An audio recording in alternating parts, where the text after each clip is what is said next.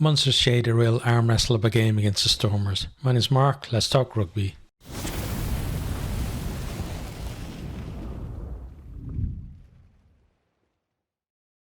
It was a wet one in Thomond Park, and that kind of dictated how this game went in terms of, the style of play from the two teams. But, we have Munster to get an early penalty. Du Plessis, he took Casey out off the ball. Munster then kicked that into the 22. They claimed the line out, but Stormers, they get in there really well, disrupt that maul and turn over the ball. Really good maul defence from them there. As I said, the wet conditions leading to plenty of handling errors, especially, both teams early on kind of opting to put the ball up in the air and just trying to, force errors from the opposition. Crowley then with a nice kick to the edge of the Stormers 22. Peter O'Mahony, he gets up well and steals the line out for Munster. They spread the ball. Stormers get pinged. It's decent defence as well as kind of Munster, try to play advantage. So we come back for that penalty. Crowley opens the scoring from the tee, 3-0. Fernberg and Ngomazulu then has a shot at goal following Munster this time get pinged at the breakdown. It's a long way out and it just kind of drifts wide of the post. It was a decent strike, but the wind took it as it kind of lost power as it was getting close to the post. It was just drifting further and further away. Dueva then with a very crooked line out, and Munster decide to opt for the line out themselves. Taken well by Byrne. They go to the maul, but again, the Stormers get in there to disrupt. Stormers really struggled with the line out again tonight. I talked about last night how Ulster seemed to want to claim that, worst line out on their own, but Stormers really don't want to give that to them on this performance either. Their line out was just as shocking as Ulster's was last night. But then Munster then attack off a scrum. Nankivell with a decent carry. They work it up to the edge of 22, but Stormers able to hold them there. Munster then begin to find some gaps.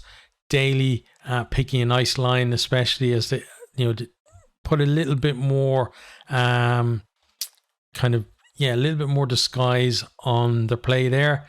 But then Peter O'Mahony gets hit hard and knocks on at the tackle. Gallant then claims a high ball. He runs it back. He then puts Zas through a gap round about halfway. He looks like he's actually away because there's just three Munster players back there and none of them are that close to him, but he decides to kick it.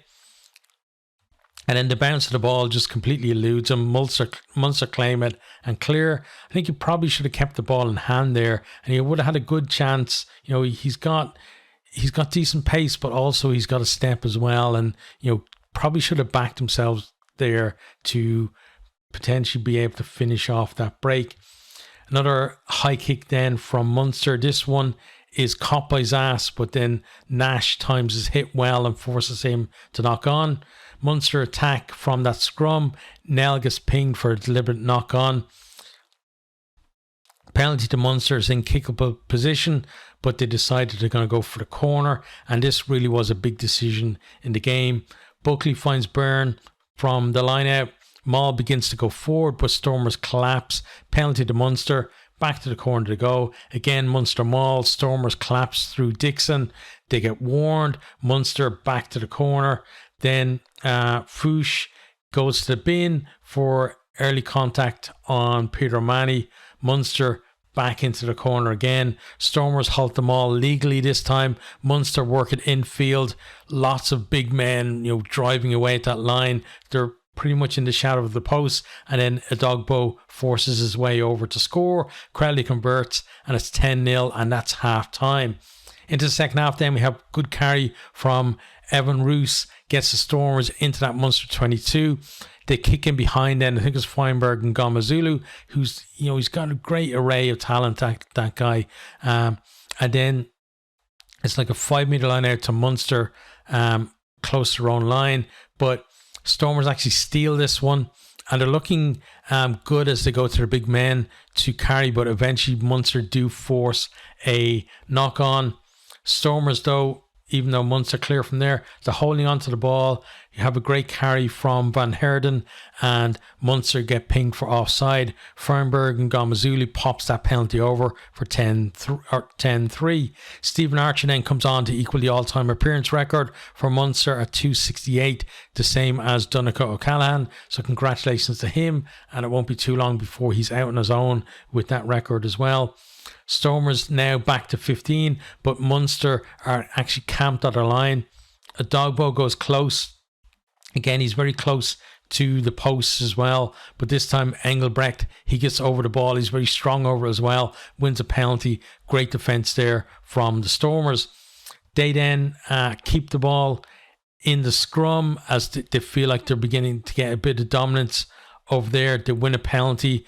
The Munster scrum just completely splintering under the pressure. And then the kick is a beaut. It's right into the corner from the penalty. They have a great chance now to potentially, score and then have a kick to even things up. But then Jack O'Donoghue, I think he came on for Peter O'Mahony at half time. He steals the line out.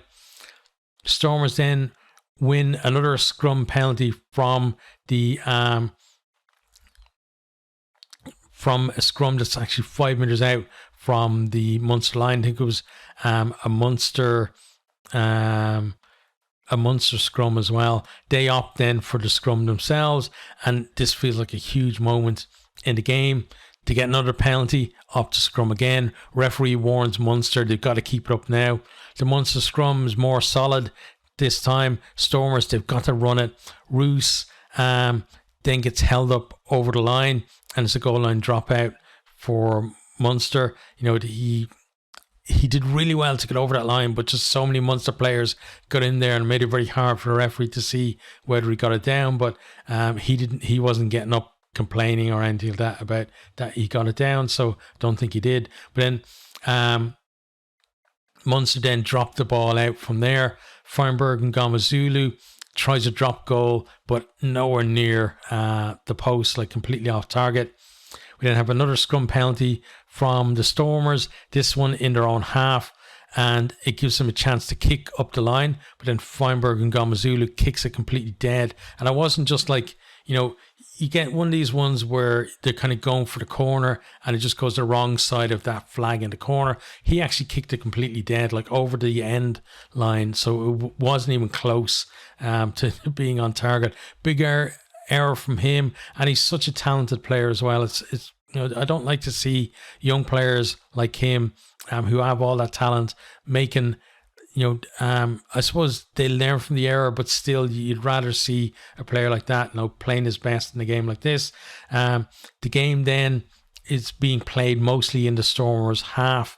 Crowley puts in a lovely kick through. It's bouncing out. Looks like it's going to be a 50-22, but Davids does really well. Keeps that in. But then Munster, they're continuing to applying pressure. They're playing in the right area of the field for them as well. Time is ticking down, and then there's a knock on from Crowley, gives Stormers just a chink of light, and so they from the scrum they run it, they get it out wide, but then Nankerville forces Davids into touch, and then the clock is in the red.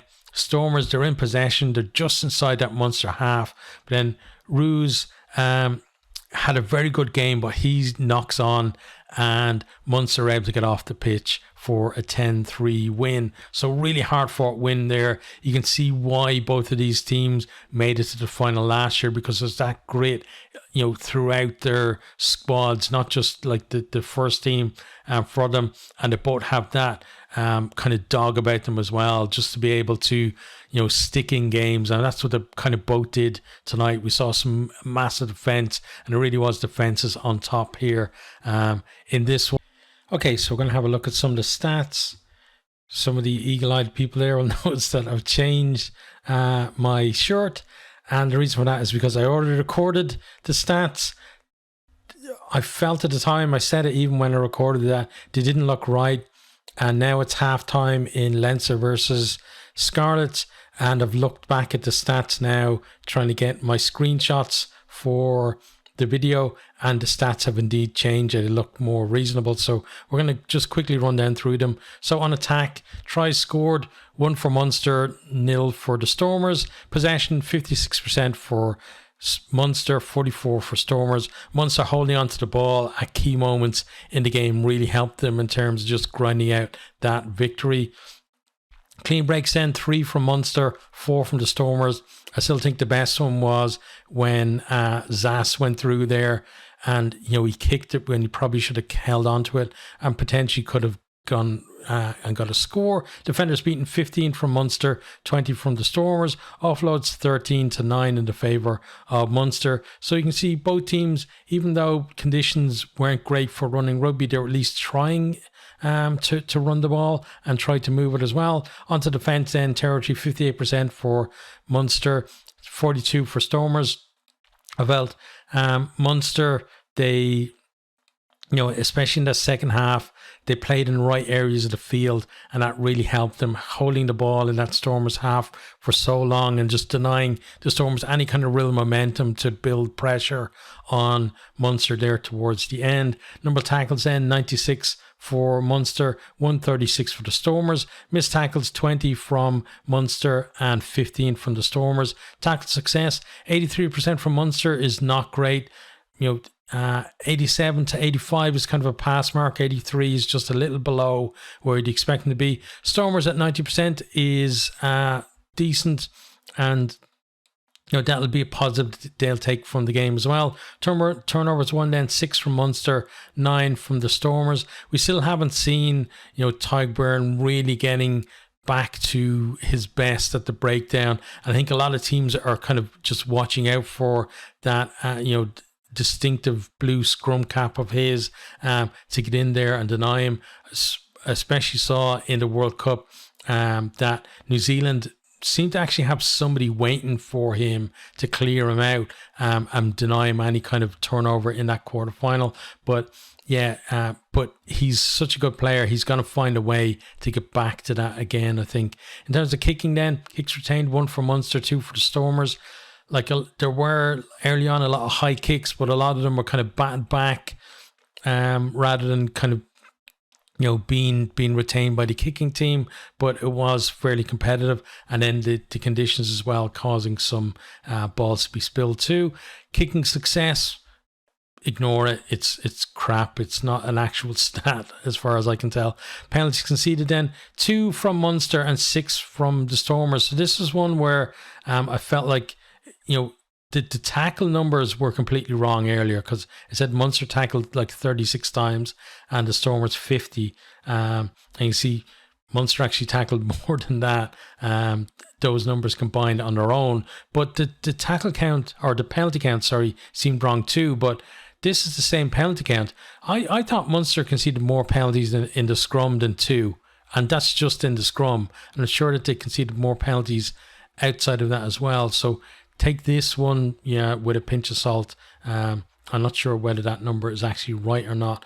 But despite conceding, those penalties at the scrum, Munster still, ground out that victory. And I think, you could see why these two teams were in the final last year, that both of them have that ability just to stick in the game.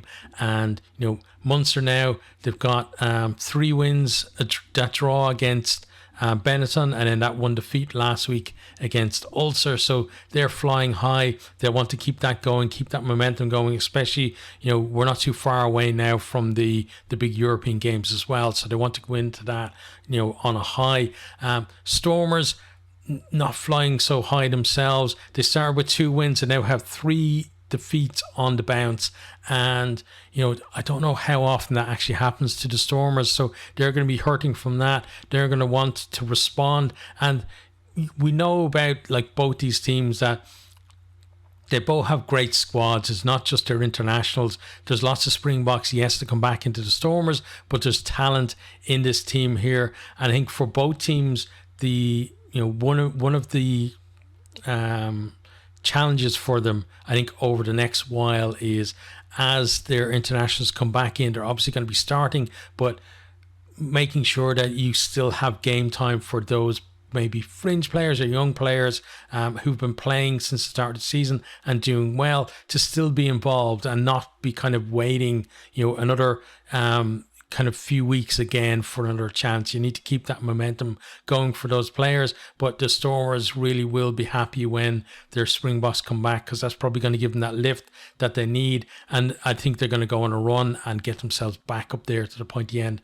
of the table. As I said, Munster, well worth the win here. I thought Crowley was excellent for them. Nash was good on the wing as well. I thought Daly at the back too. Byrne, good around the field, maybe not as competitive at the breakdown as we normally see him. Peter O'Mahony had a very good first half. Gavin Coombs as well. He's not getting the tries, but he's still doing the work. He was actually the guy making a lot of the turnovers for Munster as well. For the Stormers, I thought Evan Roos stood out for them in a positive way. I thought Feinberg and Gonzulu had a decent game as well. And as I said, keeping those guys involved is going to be, I think, key to a happy squad overall for both of these sides. But it wasn't a game where for people who love a million tries, but it was still an entertaining game for me.